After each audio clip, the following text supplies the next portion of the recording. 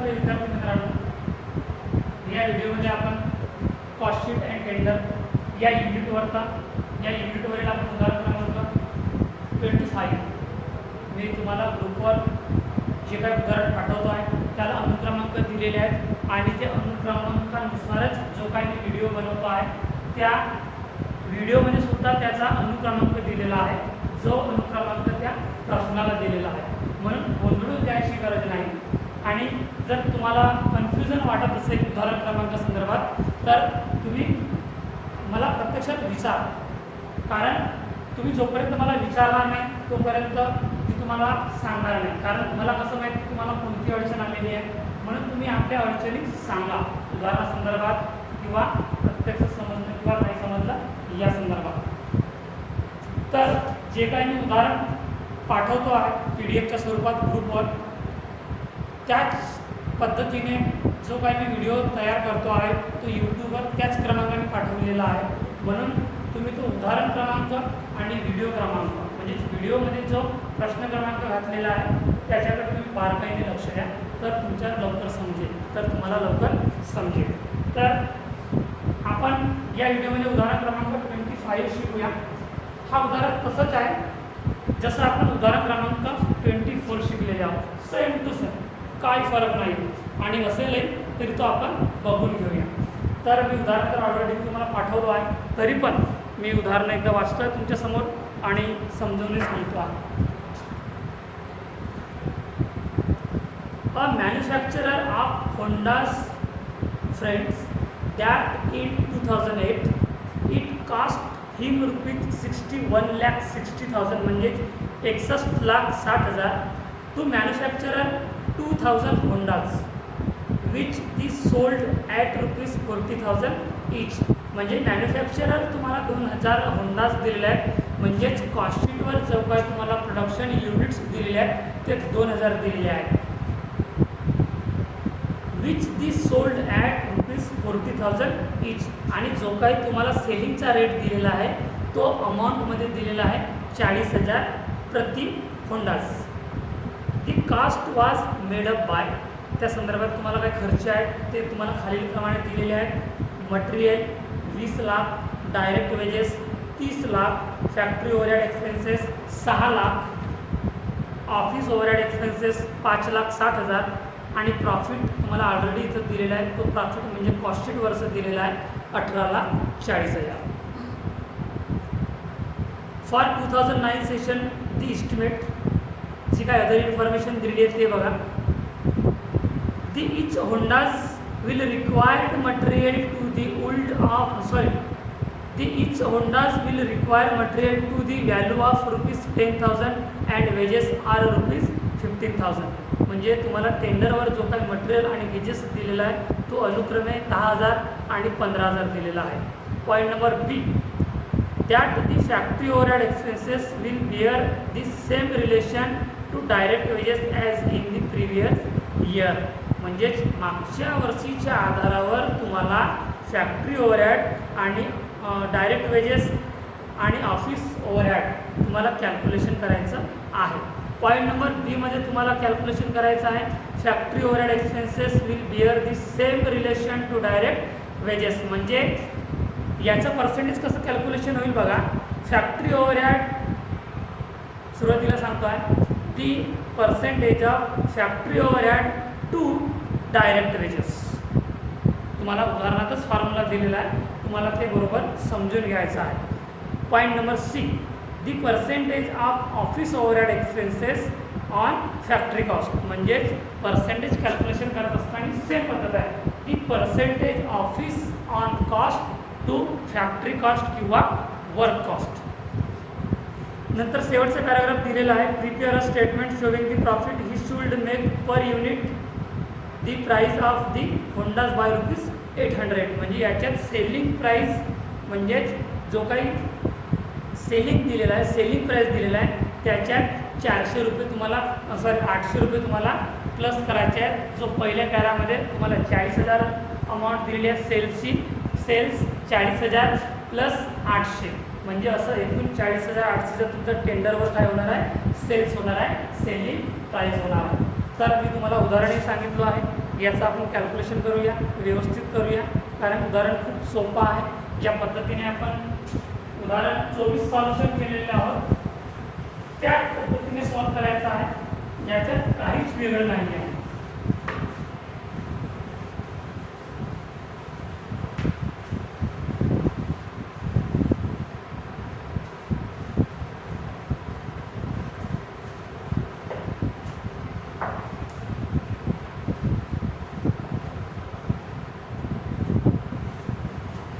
तर तुम्हाला कॉस्टिंगवर 2000 होंडास म्हणजे 2000 तुम्हाला युनिट्स दिलेले आहेत. तर तुम्हाला जर प्रोडक्शनचे युनिट्स दिलेले आहेत तर त्यासाठी तुम्हाला पर युनिटचा कॉलम तयार करावा लागेल.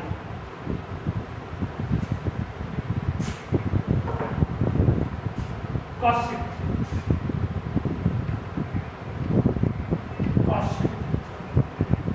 2000 युनिट्स किंवा तुम्ही होंडास लिहू शकता. होंडाचे जे काही युनिट्स आहेत ते 2000 होंडास म्हणजे आपण मोटरसायकल म्हणू शकतो आहे त्याला. तर आपण कशा पद्धतीने पर युनिटचा कॉलम तयार करावा लागेल, कारण की आपल्याला इथे प्रोडक्शन युनिट्स दिलेले आहेत. पहिलं पॉईंट येणार आहे काय दिलेलं उदाहरण बघा. मटेरियल 20 लाख. मटेरियल किती दिलेला आहे 20 लाख. मटेरियल किती दिलेला आहे 20 लाख. तर याचा पर युनिट रेट आपण काढूया 20 लाख भागिले 2000. 20 लाख भागिले 2000. 1000 तुमचा काय निघालेला आहे पर युनिट रेट निघालेला आहे. 1000 नाही निघणार आहे. 20 लाख दिलेला आहे. 20 लाख भागिले 2000 स्कूटर 2000 होंडाच दिलेला आहे भागिले 1000 इथे पुस्तकामध्ये थोडं प्रिंट मिस्टेक आहे, कारण जर आपण पर युनिटचा रेट काढत आहोत तर आपण ज्या पद्धतीने सॉल्व करत आलेले आहोत, कारण याच्यात तुम्हाला 2000 होंडास दिलेले आहेत, युनिट्स दिलेले आहेत आणि 20 लाख भागिले 2000 केले तर किती होणार 1000. तर रक्कम किती निघेल पर युनिटची 1000. तुमची काय निघेल रक्कम निघेल, त्याचं रेट निघेल. नंतर मटेरियल नंतर काय दिलेलं आहे direct wedges 30 lakh. Direct wedges 30 lakh. 30 lakh म्हणजे 30 लाख भागिले 2000.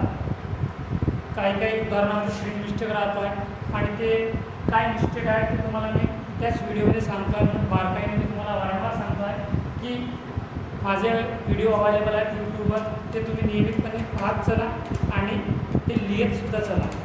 30 लाख भागिले 2000 केले तर पर युनिटचा रेट किती निघेल 1500. याची आता टोटल करा. 30 लाख आणि 20 लाख आणि 30 लाख 50 लाख आणि 1000 आणि 1500 2500. हा काय राहणार आहे प्राईम कॉस्ट.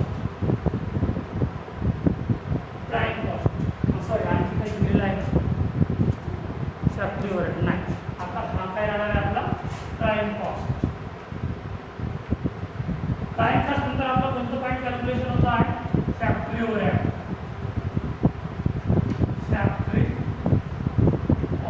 फॅक्टरी ओव्हरहेड काय दिलेलं आहे उदाहरणार्थ बघा point number 3. Factory overhead expenses 6 lakh. Factory overhead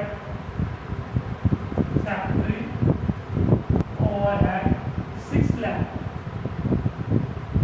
म्हणजे 6 लाख भागिले 2000.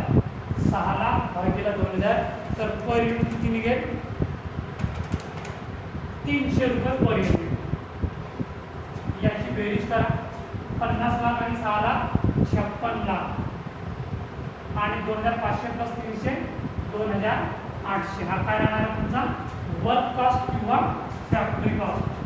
वर्क कॉस्ट किंवा फॅक्टरी कॉस्ट. वर्क कॉस्ट किंवा फॅक्टरी कॉस्ट. याच्यानंतर office overhead. Office overhead. Office overhead संदर्भात काय दिलेलं आहे. Office overhead expenses 5,60,000. Office overhead expenses. Office overhead expenses किती 5,60,000. 5,60,000 म्हणजे 5,60,000 भागीला 2,000 याचा पर युनिट रेट निघेल. 5,60,000 भागीला 2,000 रेट आहे 280 रुपये पर युनिट. याची आता टोटल करा. 2,800 प्लस 280 म्हणजे 3,080. 3,080 आणि 56 lakh plus 5,60,000. 56 lakh plus 5,60,000. 56 lakh plus 5,60,000 61,60,000. 61,60,000 हा काय आहे तुमचा cost of production. Cost of production जो तुम्हाला उदाहरणात ऑलरेडी अमाऊंट दिलेला आहे. 61,60,000 राहणार आहे कॉस्ट ऑफ प्रोडक्शन. पण याच्यानंतर selling and distribution expenses. Selling and distribution expenses. Selling and distribution expenses या संदर्भात काही खर्च दिलेला आहे का नाही. ऑफिस ओव्हरहेड एक्सपेन्सेस नंतर तुम्हाला डायरेक्ट प्रॉफिट दिलेलं आहे. तर हे रक्कम राहणार आहे निरंतर म्हणजे 61,60,000 आणि 3,080 काय राहणार आहे तुमचा टोटल कॉस्ट. टोटल कॉस्ट जो तुम्हाला उदाहरणात ऑलरेडी जो टोटल दिलेला आहे. A manufacturer of Honda's find that in 2008 it cost him ₹61,60,000 म्हणजे तुम्हाला ऑलरेडी टोटल कॉस्ट दिलेला आहे 61,60,000. तर तो झाला आपला टोटल कॉस्ट. याच्यानंतर प्रॉफिट. प्रॉफिट हे तुम्हाला दिलेलं आहे उदाहरणाचं किती दिलेलं आहे प्रॉफिट 18,40,000. 18,40,000. आता याची टोटल ना 61,60,000 प्लस 18,40,000 तर 80 लाख. 80 लाख. 80 लाख आणि जर 18,40,000 भागीला 2,000 करा तर पर युनिट रेट निघेल 18,40,000 भागीला 2,000 तर 920 रुपये पर युनिट. याची टोटल किती येणार आहे 4,000 रुपये पर युनिट. तुम्हाला 4,000 रुपये पर युनिट रेट सुद्धा दिलेला आहे आणि 80,000 तुमचा काय झालेला आहे सेल्स म्हणजेच हा काय राहणार आहे तुमचा सेल्स. 80 लाख उदाहरण म्हणजेच कॉस्ट शीट इथे संपलेली आहे. अगदी सोपी पद्धत दिलेली आहे आणि आपण सोप्या पद्धतीने सॉल्व्ह केल्यात. कारण तुम्हाला कॉस्ट शीट संदर्भात जो काही आपल्याला खर्च लागतो आहे फॅक्टरी संदर्भात, मटेरियल संदर्भात, ऑफिस संदर्भात, सेलिंग संदर्भात तो अगदी शॉर्ट दिलेला आहे आणि आपण प्रत्येक पॉईंट्स कॅल्क्युलेशन केले आहेत कॉस्ट शीटवर. आता याच्यानंतर तुम्हाला पॉईंट विचारलेला आहे की पर्सेंटेज आपल्याला कॅल्क्युलेशन करायचे आहे. ते पर्सेंटेज कॅल्क्युलेशन करूया. पॉईंट नंबर बी आणि पॉईंट नंबर सी. आधी आपण पर्सेंटेज कॅल्क्युलेशन करून घेऊया किंवा नंतर करूया. आपण स्टेप बाय स्टेप जाऊया. जेव्हा आपल्याला पर्सेंटेजची गरज पडेल तेव्हा पर्सेंटेज आपण कॅल्क्युलेशन करूया. आता त्याच्या आधी आपण सोल्युशन करूया tabular. Statement showing quotation. Statement showing quotation. यावर तुम्ही शॉर्टकटमध्ये टेंडरही लिहू शकता.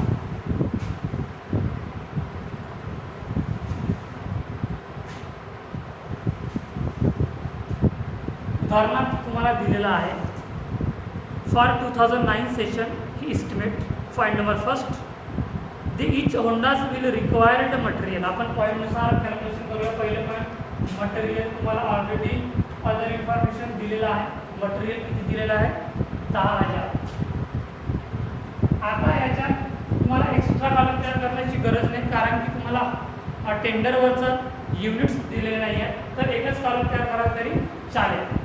मटेरियल झालं 40,000. नंतर अँड वेजेस ₹15,000, वेजेस 15,000, वेजेस किती दिलेला आहे 15,000. याची टोटल 10 आणि 15 25,000.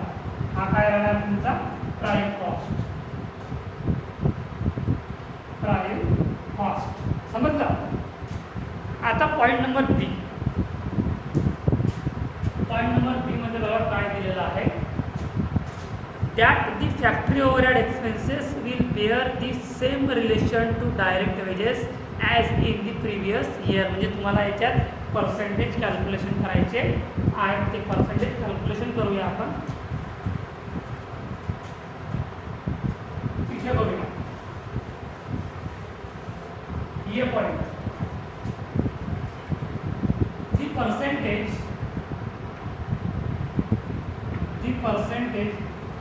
कशावर विचारलेलं आहे. Factory overhead to direct wages. The percentage of factory overhead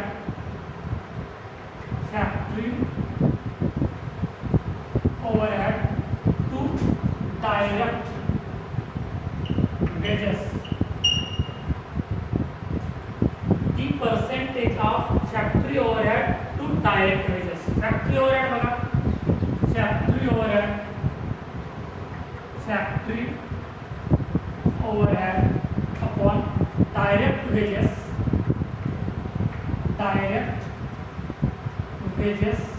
into 100. Factory overhead किती आहे बघा. फर्स्ट शीटवर फॅक्टरी ओव्हरहेड दिलेला आहे 6 लाख. तर 6 लाख भागीला डायरेक्ट वेजेस किती दिलेला आहे 30 लाख. 30 लाख गुणिला 100. तर याचं कॅल्क्युलेशन करायचे. पर्सेंटेज काढा. 6 लाख गुणिला 100 भागीला 30 लाख किती पर्सेंट निघालेले आहे 20%. नंतर दुसरा point B. The percentage of कशावर विचारलेला आहे. Point number C. The percentage of office overhead to factory cost. Office overhead to factory cost. Factory cost म्हणजेच वर्क कॉस्ट. तर बघा ऑफिस ओव्हरहेड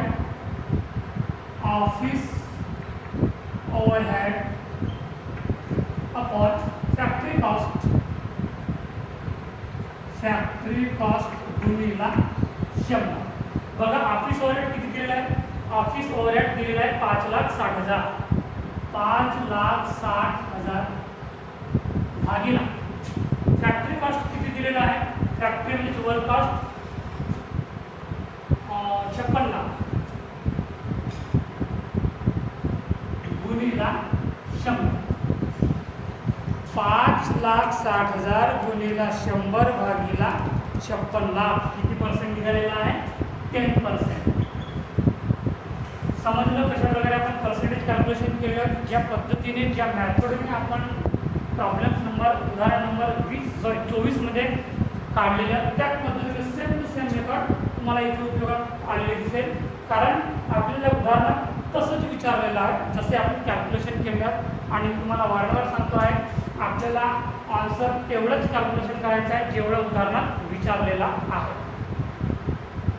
आता या टेंडरवर मटेरियल दिलेलं आहे. इन्फॉर्मेशनमध्ये 10,000 आणि वेजेस दिलेला आहे 15,000. या दोघांची टोटल तुम्हाला 25,000 आलेली आहे. आणि 25,000 म्हणून काय येणार आहे प्राईम कॉस्ट. याच्यानंतर फॅक्टरी ओव्हरहेड. आता या संदर्भात आपल्याला काही दिलेलं आहे का खर्च नाही, पण पर्सेंटेज मात्र दिलेला आहे. आणि ते पर्सेंटेज आपण कॅल्क्युलेशन केल्यावर ती percentage of factory overhead to direct wages. आणि पॉईंट नंबर बी मध्ये सुद्धा तुम्हाला दिलेला आहे that the factory overhead expenses will bear the same relation to direct wages in the previous year. Factory overhead percentage किती निघालेले आहेत 20. म्हणजे 20% ऑन कशावर आपल्याला घ्यायचे आहे direct वेजेसवर.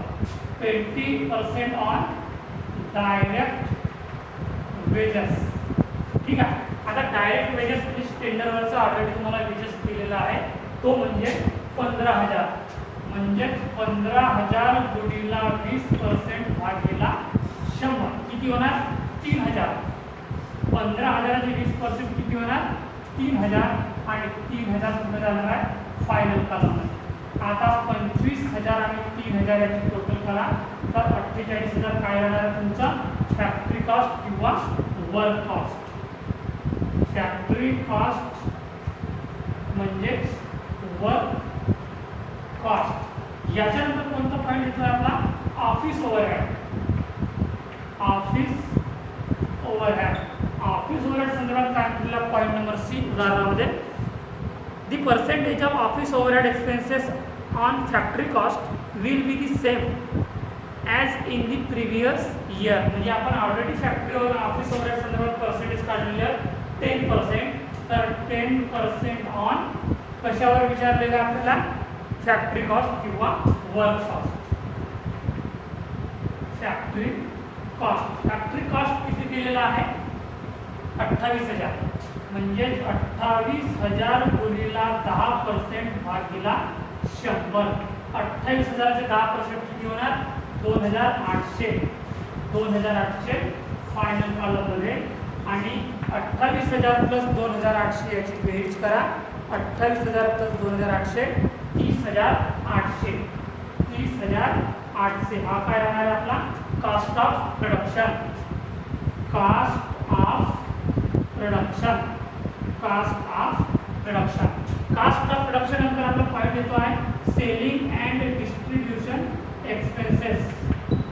Selling and distribution expenses या संदर्भात काही खर्च दिलेला आहे का बघा. उदाहरणार्थ सी पॉईंट झालेला आहे ऑफिस ओव्हरहेड संदर्भात लास्ट पॅरा दिलेला आहे prepare a statement showing the profit is should make per units the price of the Hondas by ₹800. म्हणजे सेलिंग अँड डिस्ट्रीब्युशन संदर्भात काहीच खर्च दिलेला नाही आहे तर अमाऊंट मात्र मिळेल 30,800. हा काय राहणार आहे तुमचा total cost. Total cost. Total cost नंतर काय येतो आहे प्रॉफिट. टोटल कॉस्ट नंतर काय येतो आहे प्रॉफिट. प्रॉफिट संदर्भात काय म्हटलेलं आहे का प्रॉफिट संदर्भात आपल्याला टेंडरवर काहीच दिलेलं नाही आहे पण मात्र सेलिंगचा खर्च दिलेला आहे. सेलिंगची रक्कम दिलेली आहे ती म्हणजे उदाहरणाच्या सुरुवातीला तुम्हाला दिलेला आहे a manufacture of Honda that's in 2008 it cost him ₹61,60,000 to manufacture 2,000 Hondas which he sold at ₹40,000 each. म्हणजेच तो तुम्हाला सेलिंगचा खर्च दिलेला आहे. सेलिंग प्राइस दिलेला आहे 40,000. म्हणजे सेलिंग प्राइस किती दिलेला आहे 40,000 प्लस 800 रुपये पुन्हा दिलेला आहे लास्ट पॅरामध्ये. Prepare a statement showing the profit this should make per unit the price of price of the Hondas by ₹800. म्हणजे 40,000 प्लस 800 किती होणार 40,800. 40,800. आता हा काय झाला तुमचा सेलिंग प्राइस झाला सेल्स झालेला आहे. तर आता प्रॉफिट काढणे खूप मोठी गोष्ट नाही आहे. प्रॉफिटचा फॉर्म्युला आहे sales minus total cost. Sales दिलेला आहे 40,800 आणि टोटल कॉस्ट दिलेला आहे 30,800. तर याच्याबद्दल मायनस करा 40,800 मायनस 30,800 तर 10,000 काय राहणार आहे प्रॉफिट राहणार आहे. बॅलन्सिंग राहणार आहे. बॅलन्स फिगर राहणार आहे. तर समजलं विद्यार्थ्यांना आपण या व्हिडिओमध्ये उदाहरण क्रमांक 25 खूप सोप्या पद्धतीने सॉल्व्ह केलेले आहोत. जसं उदाहरण क्रमांक 24 सॉल्व्ह केलो आहे त्याच पद्धतीने त्याच मेथडने आपण उदाहरण 25 सॉल्व्ह केलेले आहोत. कारण जसं 24वा उदाहरण क्रमांक आहे तसंच सेम टू सेम 25 क्रमांकाचं उदाहरण आहे. हा उदाहरण इथंच संपलेला आहे. पुढचं उदाहरण आपण पुढच्या व्हिडिओमध्ये घेऊया आणि इथेच थांबूया. धन्यवाद.